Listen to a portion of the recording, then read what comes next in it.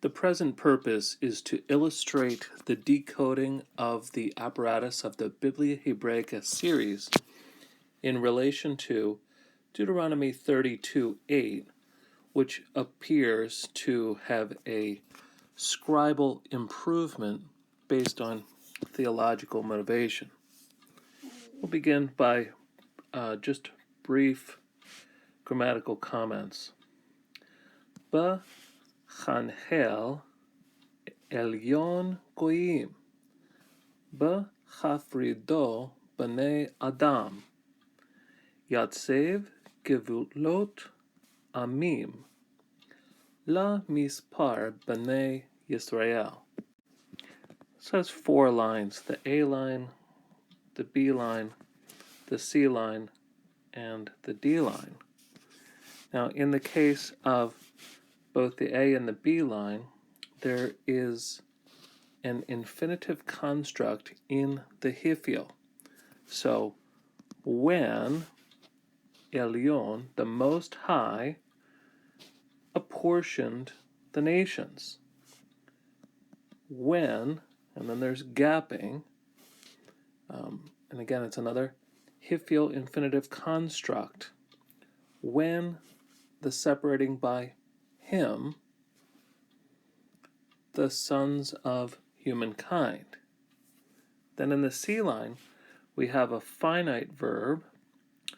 This is a pei-nun verb from Natsav.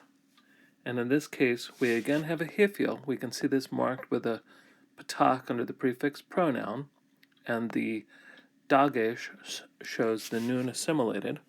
So here we have he set the boundaries of the peoples.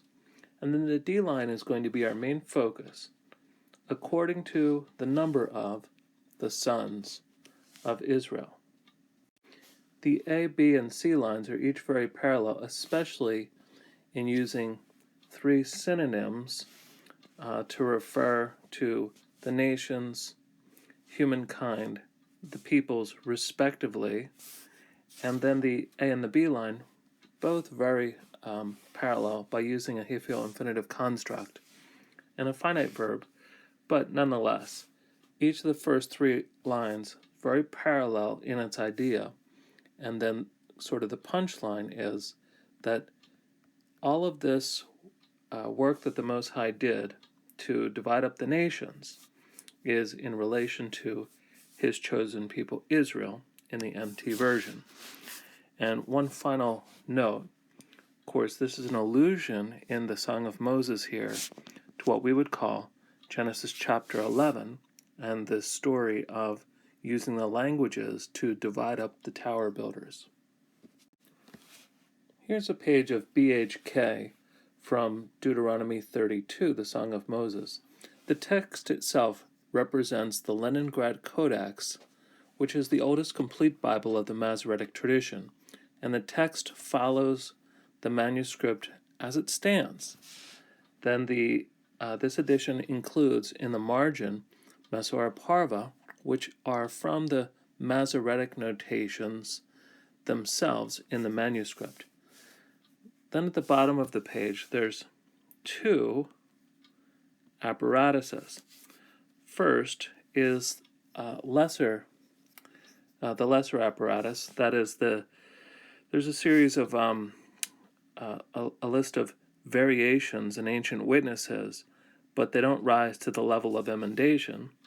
Whereas the second apparatus, these are what the editor of the BHK regards as needed emendations. And so whether there is ancient witnesses or not, these are suggested changes that are needed to correct the text of the Leningrad Codex. We'll take a look at the suggested editor's emendation for verse 8. Now in this case, the edition uses modern letters to mark the elements commented on in the apparatus. Then those letters are repeated in the critical apparatus, and in this case, the words appearing between the 2 letter A's that's what this note is in reference to. So namely, B'nai Yisrael. And to get at this, the reader or user needs to look at the index of the glossary in the front of the Bible to know what this is. And it's written in a very efficient, concise way using abbreviations. So in this case, there's symbols here, and it's very helpful to put these into, to translate these into very straightforward English for the user. And so what we have then is he's suggesting an emendation from the Leningrad Codex from B'nai Yisrael to B'nai El.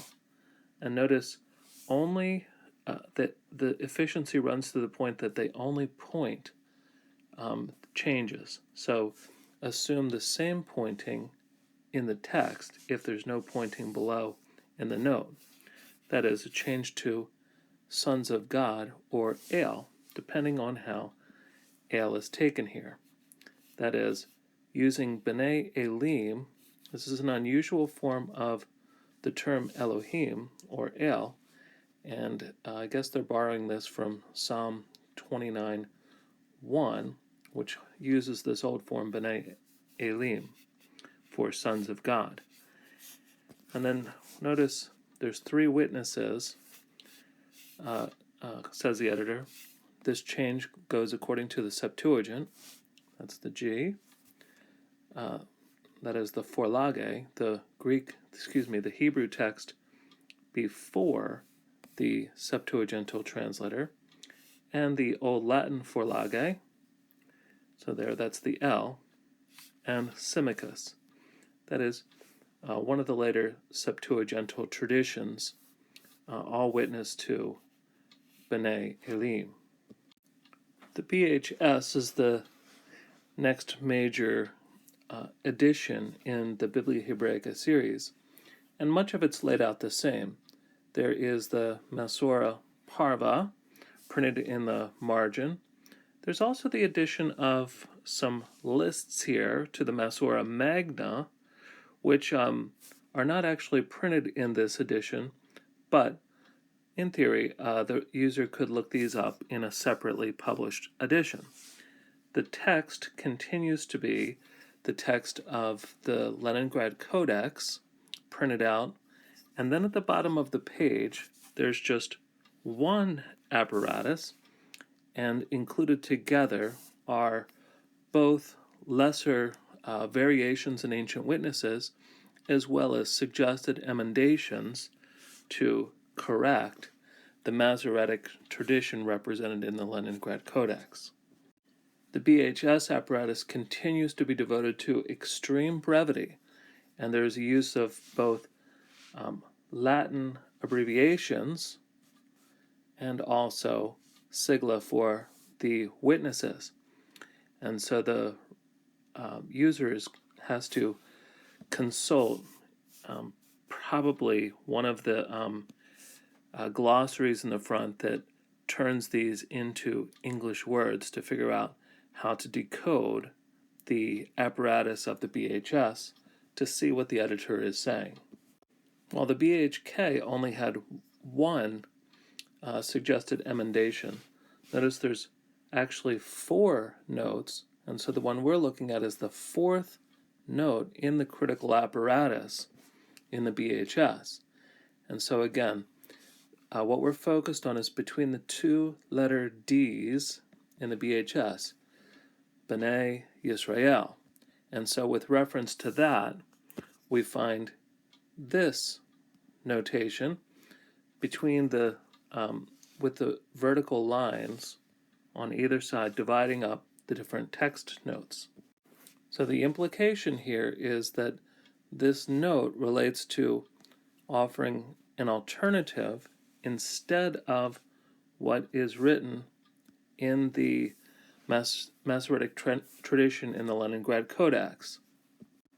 The apparatus first lists a series of variants in some of the ancient witnesses, and one would have to figure out each one of these, look up the sigla and the other glossary abbreviations in the beginning, and we find out that one should consult Qumran, Septuagint, and specifically the Forlage of the Septuagint, that is of Angelone Theou, that is the delegates of God, Symmachus, Old Latin, and Syro-Hexapla.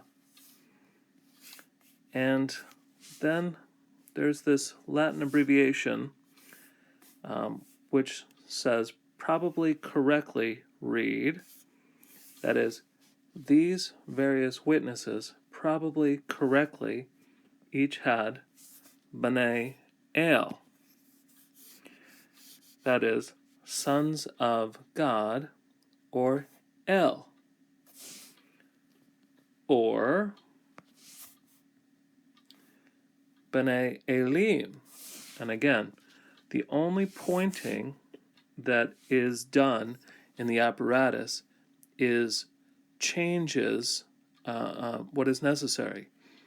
So in this case, the BHS editor says that the received text by each of these various ancient witnesses of the variant might have had B'nai El or might have had B'nai Elim. But in any case, it's a different reading than B'nai Yisrael, which is a suggestion for the emendation. So the BHS is offering a different reading over and against the Masoretic tradition in Leningrad based upon these ancient witnesses. The more recent edition of the Biblia Hebraica series is BHQ, and again, the main text comes from the Leningrad Codex, which remains the oldest complete representative of the Masoretic tradition. Now, in this case, you'll notice that the lines have been divided between sort of the A line and the B line, and so this mimics what is found in the manuscript tradition. So they mimic this in the typesetting here. Now, there are a few similarities. That is, in the margin, we again find Masor Parva, the Masoretes' marginal notations, and something new, the BHQ includes the Masora Magna itself. So it's typeset into the pages, no need to consult a separate volume.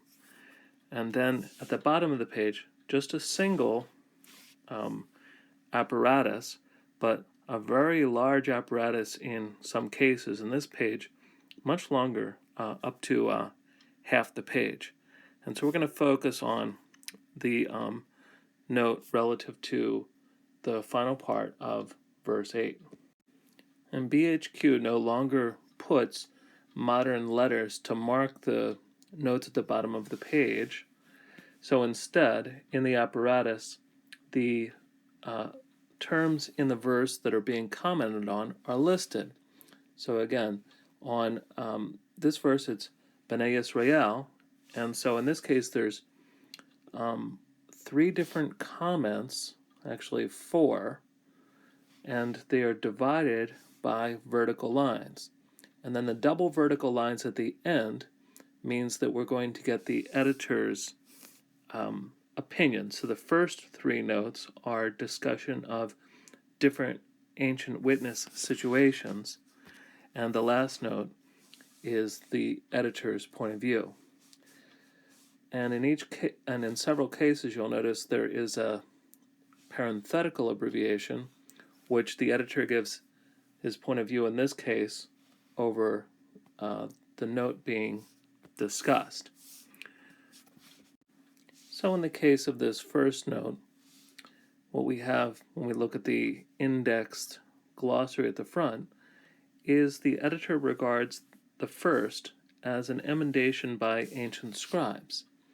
That is, these ancient scribes have amended the text in a series of witnesses.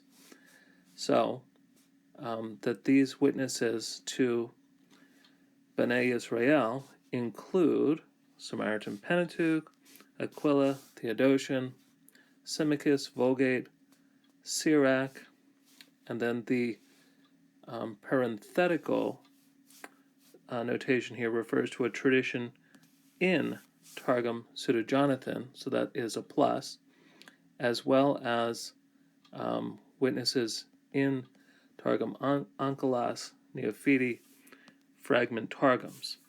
And again, the BHQ editor considers all of this as an scribal emendation. Then the vertical line marks out a second note, and in this case, what we have is a reading of B'nai Elohim, and we will notice here the plene spelling with the vav in the word Elohim. We find this in 4Q J, one of the biblical Qumran texts, and in the Old Greek Forlage, that is the text before the Septuagintal translators, also bears witness to B'nai Elohim. So that's what the second text note is whereas the first text note showed what agreed with the Masoretic tradition, the second text note is a variant seen in one of the Qumran biblical texts as well as the Septuagint. And Septuagint here, in this case, refers to the Göttingen edition. All of this is spelled out in the glossary index in the front of the BHQ. The third note relates to additional or a different variation in ancient witnesses.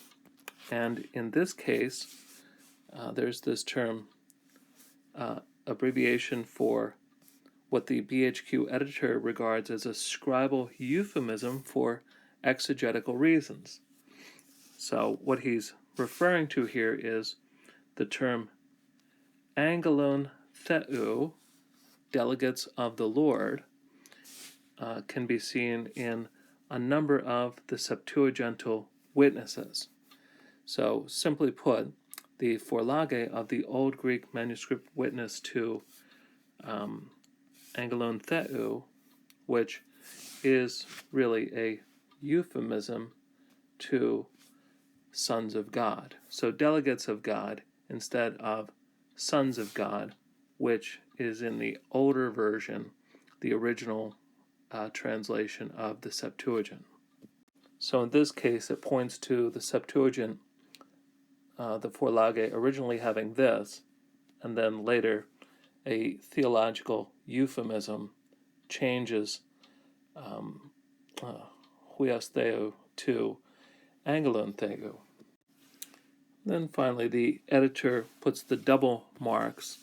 So then there is a final. He offers this comment, beginning with noting that his preference is for B'nai Elohim, following the Dead Sea Scroll witness and also the Septuagint. And then this mark here, there is also additional commentary. So while this is variance and a short opinion proper, then there's a separate commentary that goes with this verse, and that marks it, and the student user should also look at that as well for further discussion. In sum, the Masoretic tradition witnessed to in the Biblia Hebraica printings of the Leningrad Codex, the end part of Deuteronomy 32:8 is that the Lord had set these nations, he divided them according to the number of the Israelites. However, in opposition to this, the Biblia Hebraica series, they think that that's not original, but rather regard the original as something more like according to the number of the sons of God. And so the Biblia Hebraica series is very helpful by collating a number of witnesses and discussion about these, highlighting these for users. And if nothing else, this does show us some of the challenges within the received text, and all challenges provide exegetical opportunities. And then beyond this, whenever possible, for something that's significant, it's good to take a look at the external witnesses for oneself before moving on to further evaluation.